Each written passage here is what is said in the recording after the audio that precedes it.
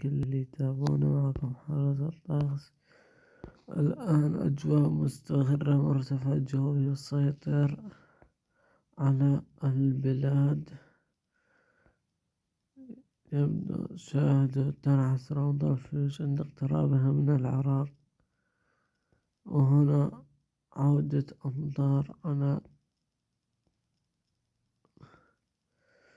ثم تتقدم نحو المناطق الشمالية وجنوبها مع تغير التوقعات. كانت انتهاء الشهر اليوم 20، أمطارها فلوج، لكن تغيرت. مرتفع جوي عنيد للغاية. شاهد لا توجد أمطار فلوج حتى يوم 26. أما بالنسبة لتراكم الأمطار الثلوج، شاهدوا حتى المرتفعات الجبلية لا يوجد ثلوج. مرتفع جوي عنيد. لو نروح على المغرب، على القارة الأوروبية، تلاحظون الثلوج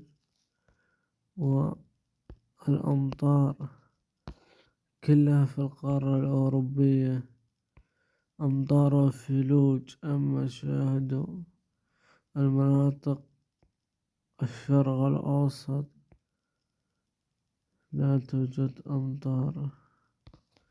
لا نشوف المطر الرعد.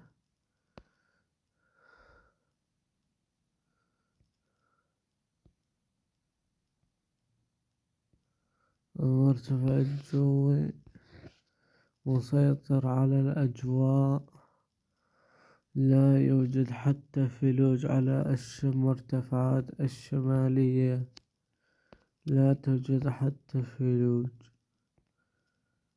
مرتفع جوي عنيد للغاية يسيطر على العراق وسوريا. مرتفع جوي قوي قوي قوي بمعنى الكلمة.